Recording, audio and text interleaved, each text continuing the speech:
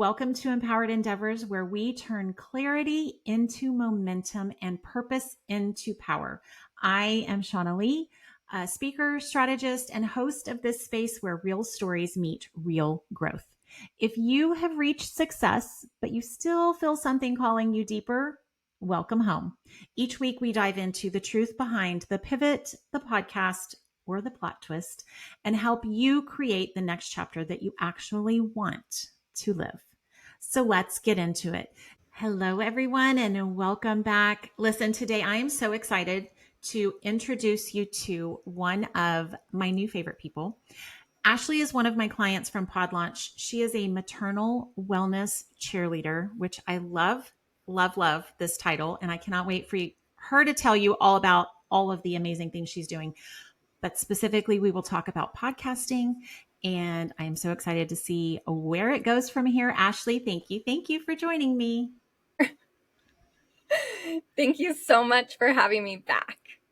Absolutely. So you were a guest originally on Start Again with Shauna Lee. Now this is the rebranded podcast. You've gone through PodLaunch and you launched your own podcast. So let's talk about all of the things that you are doing. I'm so excited. The podcast actually was such a catalyst to bring everything that I was working on that felt kind of disconnected all together in one place. I'm super, super excited. The trailer is live now on Apple and Spotify. That's huge. That took us a little bit to get there. That was all of the technical stuff. So for people who are doing a podcast, just know you're going to hit all of the roadblocks. And it's just to get the kinks out. You got to work through those things. Exactly. Trailer is up. We'll be launching with 4 episodes, and then we'll release weekly after that. We talk about support for moms. I'm a doula, childbirth educator, and a mom and bonus mom of 7 kids and adults now. They range in age from 20 down to 10. So we've been doing this parenting thing for a while. Yeah. And what was true for my story that I talk about in the podcast, and is true for so many moms, is that we're not getting the support that we need and that we really deserve. My hot take is that society owes moms more. Nobody likes that word owes, but it's true. There's no future. There's no next generation. There's no, solutions to problems we're having. There's no more problems in the future if we don't have the next generation. And so I really, truly believe that society owes moms more support than we are getting right now. And that's what the podcast really talks about. I love it. I love it. Well, so now that you can count yourself as a podcaster officially, you can add a new title, podcast host. What do you think you had? What preconceived notions did you have about podcasting, and were they true? I think I've told you before that podcasting should be a dream job for me. I've known since I was a little girl that all I want to do is talk, and that it would be great to get paid for it. So I thought it would be really easy. And I do find conversations to come quite easily, even with people I've never met or don't have a lot in common with. So I thought it would be really easy. And in some aspects, that's true. Like the connecting part, super easy. But there's so much technical stuff, and there's a lot of self-discipline that's required. There's a lot of things that I didn't even know. You don't know what you don't know. Yes. And I didn't know so much of it. Yes. That's why the podcast course was so helpful, because it was step by step. This is the next thing. This is, the potential challenges. These are how we address them. Now go off and do it. Go do it. Go do it. That's an important part of the program is you have to go and then do the thing. But I love homework. Like if I sign up for a course that doesn't have homework, I'm not going to do it. I need that accountability. This is why so many people sign up for these online courses and then don't do them, right? Because there's no check-in, there's no accountability. And really, a lot of times there's no end goal. But for the course for PodLaunch, like the end goal is right there. We're trying to launch, and we want to do it with like energy and enthusiasm. And that's hard to maintain by yourself. Yeah. Yeah, totally. Yeah. And I'm just in agreement saying, yeah. It is all of those things. What was the very first part you said? You don't know what you don't know. You I don't thought know it would what be you don't know. easy. I just want to talk. Oh, the just talking part. I think that for me is the hidden benefit is the conversations that I so adore. I love just being able to connect with people. The days that so Wednesday is my recording day, and I will usually have 2 to 3 interviews scheduled. And those are, it's the middle of the week and it's the highlight of my week because that is the fuel that keeps me going because I do so love that part of podcasting. And listen, pie in the sky dream for me is to be able to just do that and all the other pieces I hand off to somebody else. But for now, yeah, it's just me, one woman show, producing, doing all the things. It's doable. And I think you and I talked about this too at the beginning, before we hit record, was being consistent is the key to success. And it's also one of the biggest obstacles for people when it comes to podcasting is showing up every week. If you're a weekly show, like it could be every other week, it could be monthly. I don't Mhm. recommend monthly. Best practice is not to have more than 21 days in between episodes, but it's your show. You get to decide whatever you want to do. I know people who are just sporadically throwing out an episode every other month or so when they feel inclined. I'm like, there literally are no rules. There are best practices. It depends on what your goal is. And anyway, so yes, I think when we talked about batch recording, that being a good kind of tactic to use to be consistent because you and I are very similar in that we are following the flow of our energy and we just don't always feel like doing the same damn thing. And so being able to sit down when I have the bandwidth, the time, and the energy to bring to the conversation, I will then crank out 2 or 3 episodes in a single session. And then I've got my content waiting to just be edited and published. And that has been a really good tactic for me. Yeah, I'm Anyhow, looking forward to the mindset switch since we talked about batch recording and yep, making yep, it more.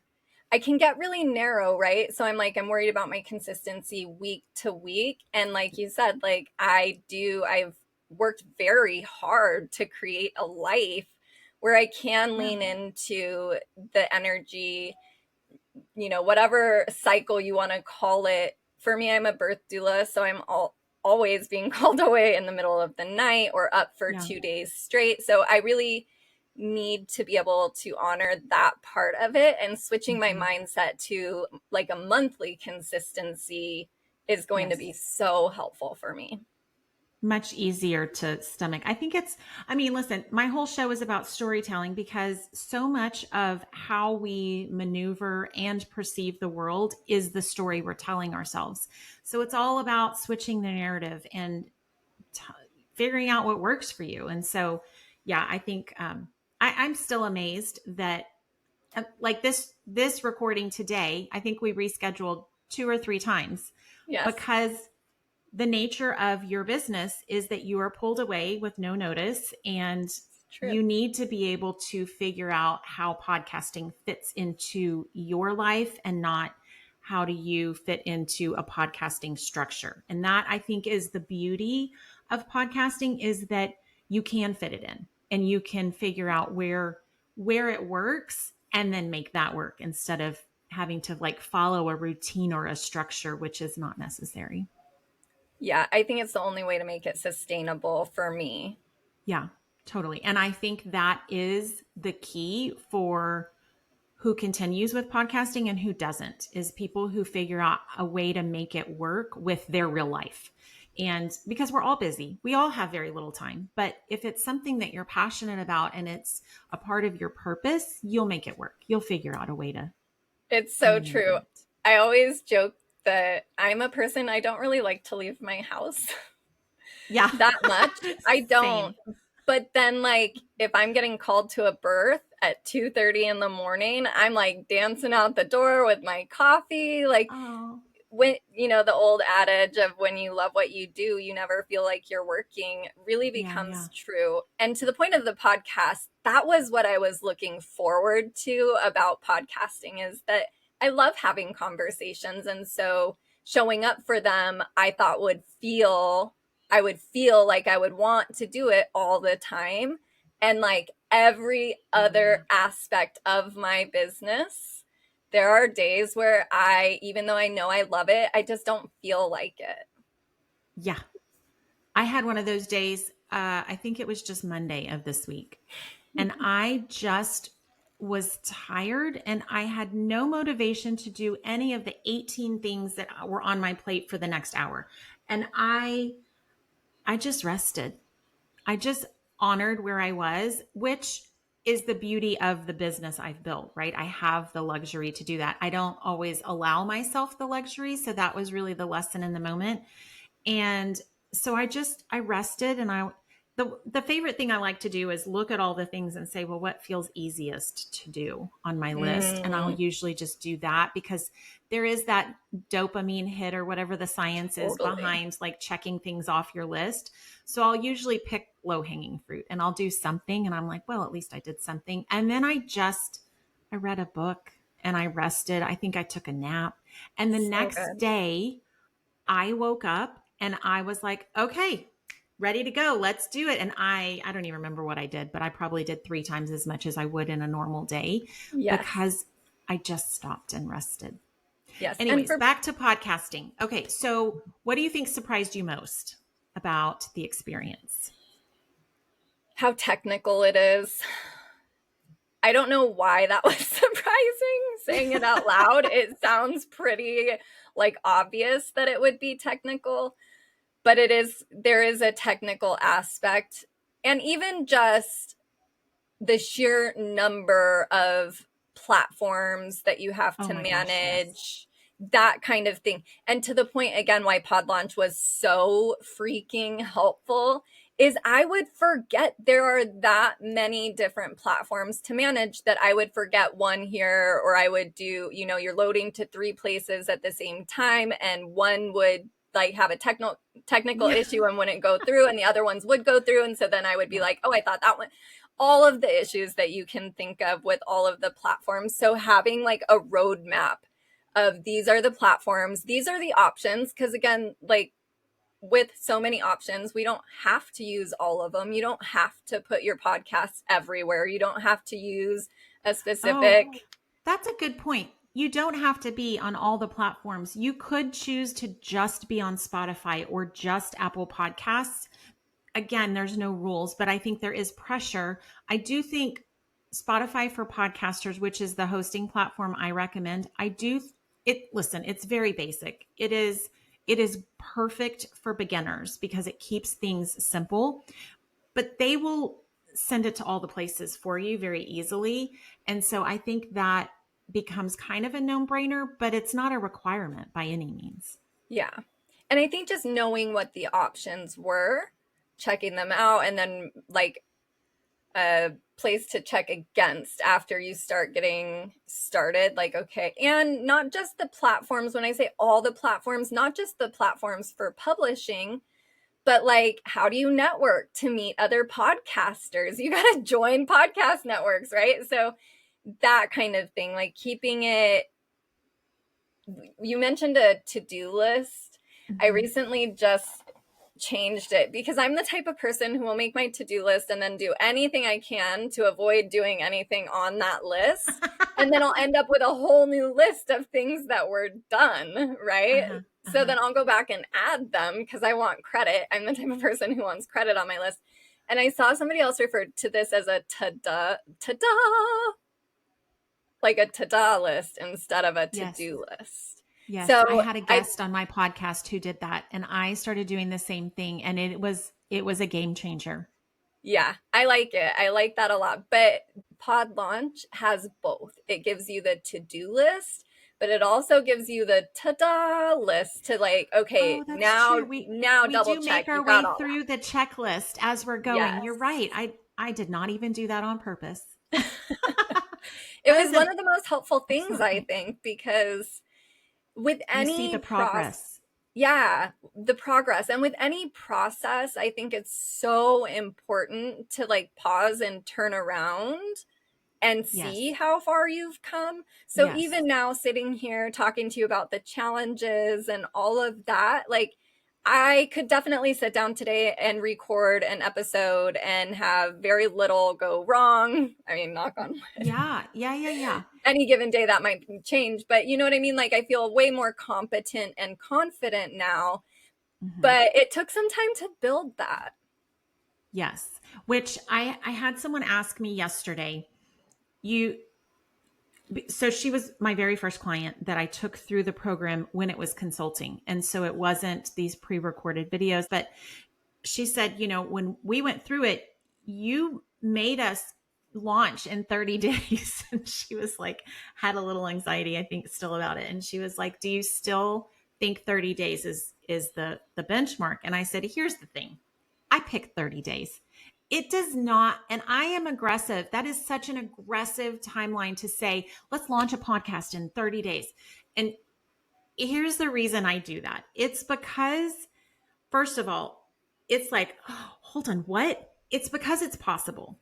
You can absolutely launch in 30 days because the planning and the preparing is only part of it, and people get stuck there. It is the doing and the recording and the editing and the moving through those episodes where the growth happens. You get better, it gets smoother, it gets easier. And that's where the magic starts to happen. And you won't get there until you're doing it. And so that's why I'm like, yes, I shove you off the cliff and I make you do it in 30 days. Not because you have to. There's no requirement that like you could go through PodLaunch and take 6 months. It's not necessary to take that long.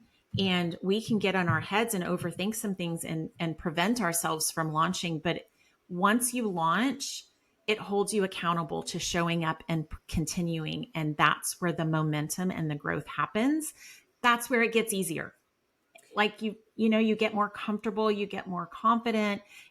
And then I feel like the fun part of podcasting gets to be the fuel that leads you through the admin stuff, the technical, like it's work for sure, but it gets easier when you're in the meat of the fun part of podcasting. Yeah. Yeah. Well, so what do you think are some of the unexpected benefits that you discovered? I have gotten to meet people that I'm sure I would have never met without podcasting. And even like, not even talking about people I'm talking to on a podcast, Right. but just in life, like hearing somebody mention a podcast, hearing Yes. somebody say that they have like, one that they love, and then being like, oh, I'd love to hear about it. And then, talking about what they like about it and just having so many different conversations. I also think it's been really interesting to see how what I am so passionate about, that moms need support, can apply to literally any conversation. Yes. I don't think there's a podcast that could invite me on that I wouldn't have an angle with. Yes. And Absolutely. that has created some really beautiful conversations. Yeah. And I love that you're highlighting something that one of my other guests kind of said the same thing, which was it makes you better in real life. Like by being a podcast host, by guesting on other shows, it lets you show up and have more fruitful conversations. I am a better listener with my kids most of the time, not all the time. I am accused of not paying attention sometimes, but I Yeah. think generally it does make us better human beings. I think it makes me, to your theme of storytelling, it Mm-hmm. makes me a lot more likely to look and listen for the story under what they're saying or what they're sharing. Or maybe it's not even somebody I'm talking to, but I'm watching somebody have a very public meltdown or something like that. And instead of just rushing to judgment, which, Mm-hmm. like, I'm a human, that's a natural tendency. Sure. And instead of rushing there, I find myself being like a little more of an observer, or like the journalistic approach, like, I wonder what's going on over there for them, instead Yes. of just rushing to be like, whoa. I mean, the whoa always comes. The whoa always comes. But, instead of rushing to assign value of good, bad, right, wrong, I'm like, oh, what is the story there? Mm-hmm. That so beautifully describes what was a very painful transition for me.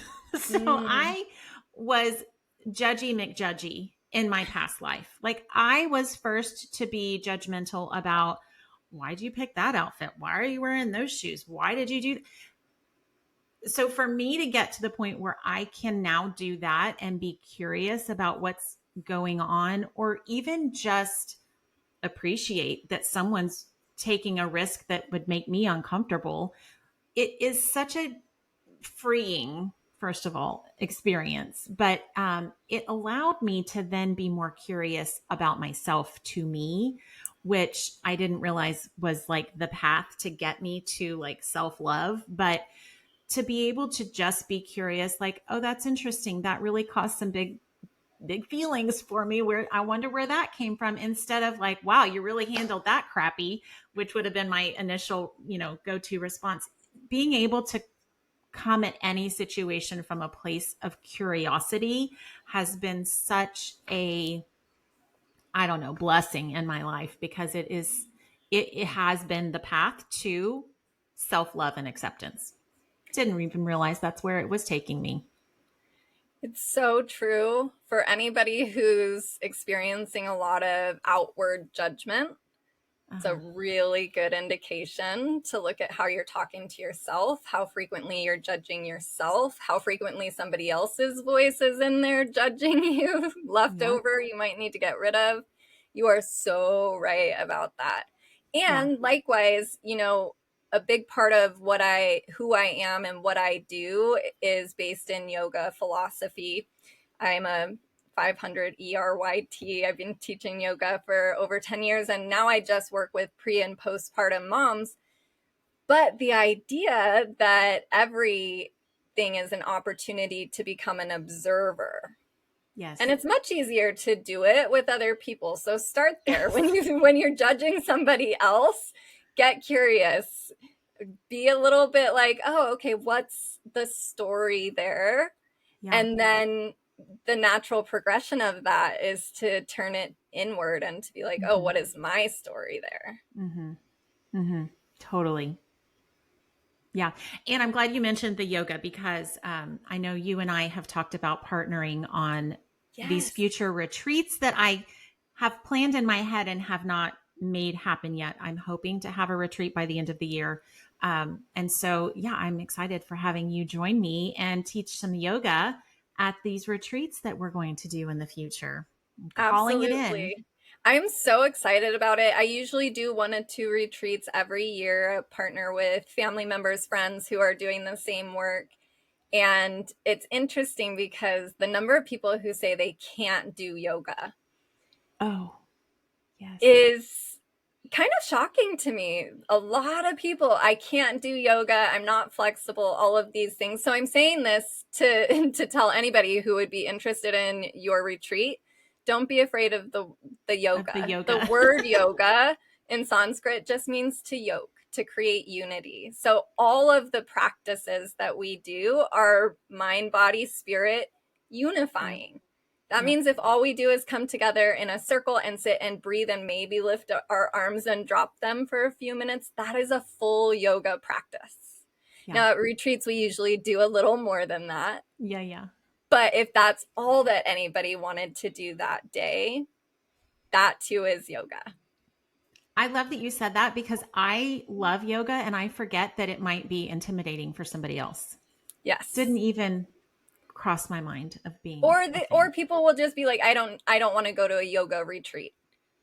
Yeah. Like, well, that's not my, I'm not a yoga retreat person. You're like, no, this is a podcast retreat. I'm like, it's going to be a podcast retreat. It's going to be a writing retreat. Like, we're going to get those voices out there. That's what. And those are all the things that we love. Yeah, absolutely. Okay. So I have some more questions about podcasting specifically. Um, now that you are to the point where you are now, what do you wish you could go back and tell yourself when you were just starting the Pull the idea of trigger. podcasting? Yes. Pull the trigger. You hear people say it all the time, so it almost sounds trite at this point. Don't wait for it to be perfect. My favorite thing is don't be precious about it. Oh, that's cute. Nobody else is going to be precious about your podcast. No, they're not. No, if there's like a weird moment in the sound, if if you're doing video, but you showed up not looking how you usually show up, Yeah. any of the things, nobody cares about that except for you. Yes. I have gotten a little criticism from time to time. And my favorite thing now, gosh, this is what I would go back and tell myself. The best piece of advice I could tell anybody about criticism specifically, because I have had people come and say like, oh, your sound was real wonky, or what was going on there? I'm sorry. Have you done a podcast? Are you a podcast host? Okay, well, thank you for your criticism. And I set it aside and I move on with if the person has not done the thing that I am doing, their criticism does not flippin' matter. Yes. And I wish I would have told myself that in the very beginning. Like, have they done the thing that you're trying to do or that you are doing? Because chances are you are doing the thing that they don't have the guts to do. Yes. And such an important part of PodLaunch is that you have done it. So for all of us who are walking this path for the first time, you're the perfect person to be like, yes, okay, you have done this. The other thing about criticism that I have been working on is just saying, is that what you took away from it? Oh, that is powerful. Because if I'm sitting here talking about support, which means safety, understanding, perinatal care, paid leave, options to return for work, reciprocity, and teamwork. And what you took away from that was my sound was grainy or some weird thing that you don't even like. What? That's really good. You missed the boat. You're probably don't listen to my podcast again because it's not for you if that's what you took away from it. Is that what you took away from it? That is good. Okay, I'm putting that in my back pocket. I will probably use that. That is fabulous. Okay, so how would you describe podcasting in one sentence? Connection. Oh, that's one word. One word. I probably should say one word because the last time I asked this question, she also did one Same word. thing. Okay, yeah. Okay, so I'll say one word. Connection. Yeah. That's good. I think that is both like the expected part. I definitely expected to find connection, but I think the depth of the connection and kind of the breadth too. Like I said, talking to people you didn't think you would talk to, or having conversations that society says we shouldn't have, or, all of these things. Yeah. Yes. That is one of the, I think, reasons why people should consider podcasting is because it allows us to have the conversations about the things we should be talking about that are taboo, that are still kind of frowned upon. And podcasting gives you the platform to talk about whatever the hell you want to talk about, however you want to talk about it, because it's your show. There's something very healing about sharing your story. And there's something very healing about being able to listen to other people vulnerably share their healing journey with anonymity is what I'm trying to say. Like from just sitting with your headphones and wherever you are at home, you get to hear this person's story that normally would take a deep relationship, a lot of trust building, a lot of rapport building, like years and years. There were, I have people in my life who I've never had a face-to-face conversation about my childhood abuse, but I talk about it all the time on podcasts. Yeah. There's beauty in that the duality of healing there, I think. Yes. And I'm glad you said that because I talk about it a lot. Obviously, from the storytelling perspective, I think is so powerful, but it is powerful from the healing perspective of the person telling the story and the person hearing the story. It's such a powerfully healing activity that we get to participate in. And all you have to do is be open about your story or show up and hear someone else telling their story. And I think, one of the reasons I started this podcast was because I wanted to create the platform for people to come and be expanders for other people. Because hearing your story, hearing what you've accomplished, what you pushed through, what your obstacles were, and seeing where you came and where you are from that is so powerfully expanding for other people, because then they can say, oh my gosh, if she overcame that, if she was able to do this, well, she sounds a lot like me and she did this thing I want to do. Like, it just expands the world of possibilities for people when they hear someone share their story. Yeah, and in the age of like highlight reels on social media Yes. and, so much perfectionism, everybody in America has the same smile. Like, Yeah. like all of this, it's really nice to still have something where you can hear people in their fullness with their flaws, with their Yes. experiences. It's a lot easier to talk about the thing you wish you wouldn't have done on a screen than to a room full of people. Although for me, that is the ultimate goal. And I know that's something that you love too, is to Yes. share that in a, we're big energy people. So we like the energy of I want to feel the vibe of the room. Yeah, Yeah, for sure. same. But I think podcasting for me was so I had presented in corporate America for years and years. So presenting to a room of people isn't new to me. Doing it to talk about what I'm talking about now is very different, and took me a little bit of confidence building, and podcasting did that for me. It gave me the confidence to speak up and say the things that are deeply important to me and other people desperately need to hear, but I had to be able to practice it. And so being able to have an episode, maybe people heard it, maybe they didn't hear it, was the practice I needed to say the things and say, like, push it out live for the world to see. And I think that podcasting is a great way to practice Yeah. your elevator pitch, practice telling your story, practice the timing of where you throw in a joke. It's practice, and it lets us perfect the story. Yeah. And you Well, and also it is get a to craft. write the story. Yes. And the truth is we're all like mid-write as we're doing our podcasts or whatever we're working on. For people listening that aren't doing podcasts, like whatever project you have going on, Yes. you are like mid stroke of the pen writing that story right now. Yeah. I love that And you talked about corporate America presenting and being comfortable in that. I have a similar background in that I did presentations all the time, most often to boards of education, and it required the skill building of taking really complex, often yes. technical terms and topics and breaking them down into a very accessible style. But I often felt very nervous when I would do those presentations. And something that is surprising to me, I used to be in a band, I'm a singer, all of these things, but I have always had such horrible stage fright. And for me, podcasting isn't scary. I don't get stage fright for podcast recording. And even speaking, but now speaking from the place of support for mothers, just feels so integral to me that I don't feel as nervous anymore. And I think podcasting helped me to iron all of that out.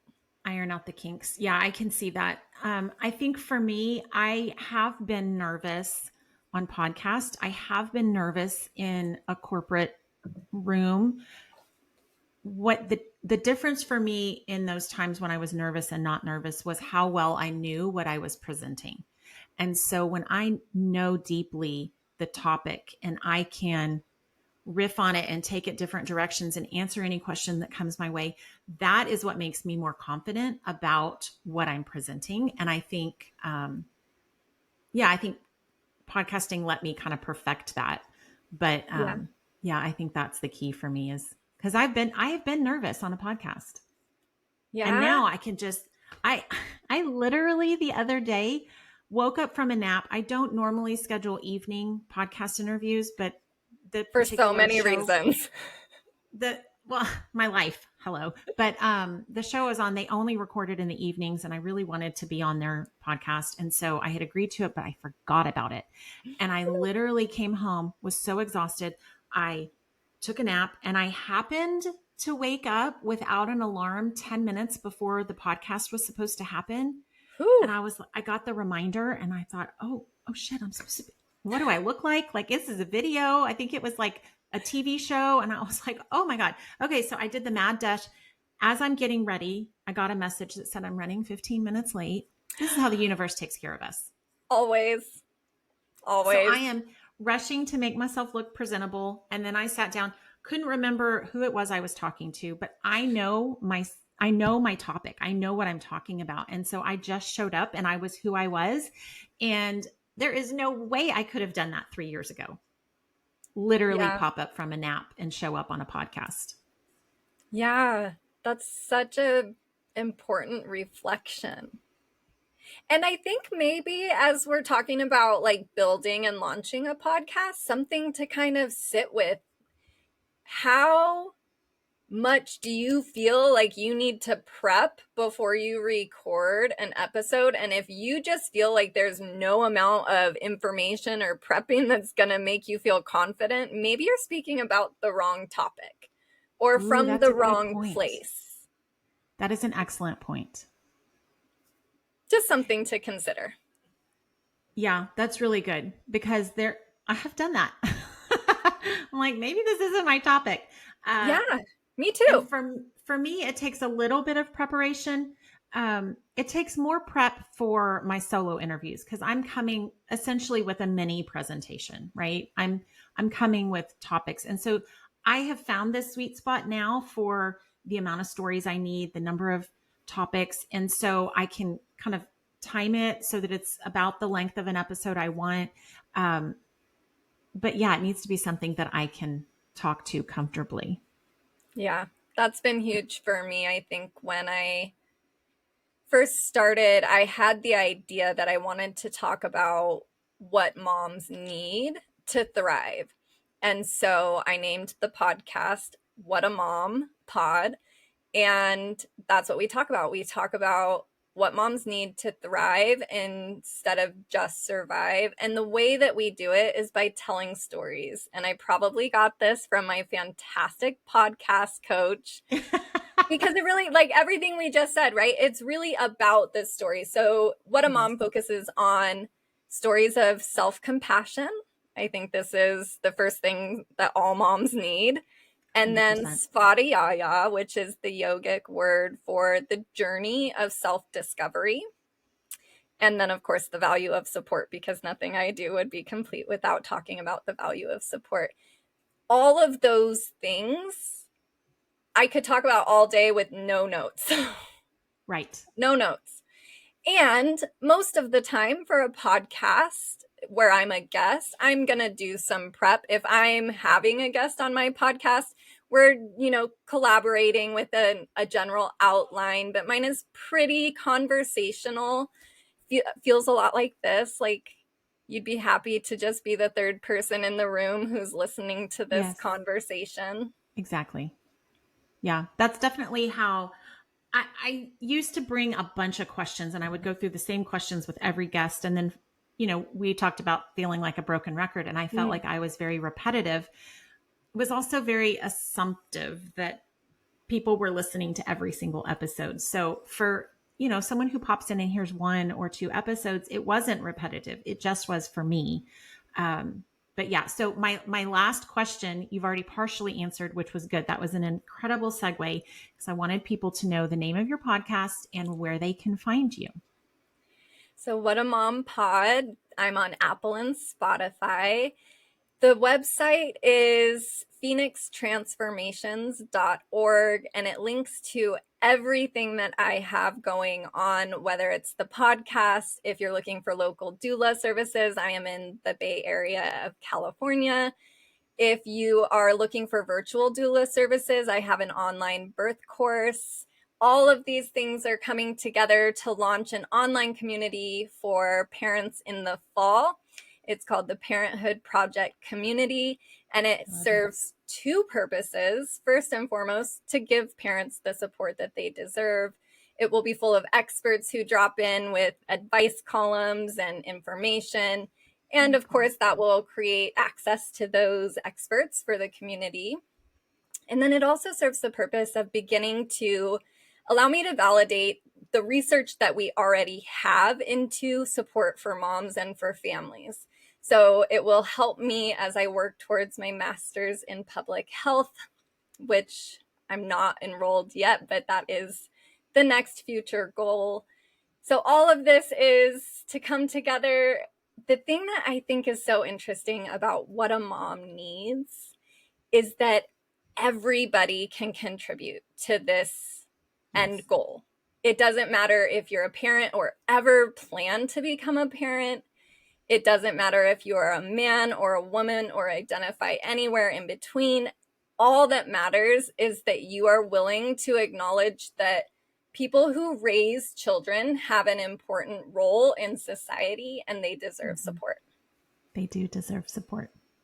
I love every time we speak, and I am so grateful that you came on to share with my audience. So thank you. Thank you. Thank you for being here. Thank you for having me, for the course, and for all of the conversation and connection. So for you guys who are like, okay, yes, I'm sold. I'm ready to start the podcast. I don't know what the fuck to do first. I would invite you to book a strategy session with me. You can join PodLaunch, but until then, you can book a strategy session with me. It is a little bit longer than an hour. It's a 75-minute session where we really dive into your ideas and we brainstorm and we come up with your content strategy for the show. And I give you a plan to work with. It gives you just enough to go run with it and start your podcast all on your own. Or you can choose to join PodLaunch from there. Is a good way to figure out if it's right for you or not. And if the idea you have for a podcast has any weight. So if you want someone else to weigh in and provide some input, I would be happy to do that with you. But here's what I can tell you without even knowing your idea for a podcast. I know that your story matters and I know that people need to hear it. So let's do it. Let's build something extraordinary, but let's do it together. I cannot wait to hear from you guys. I cannot wait to read your messages. So make sure to connect with me on LinkedIn and book your strategy session. Let's talk soon. Until next week.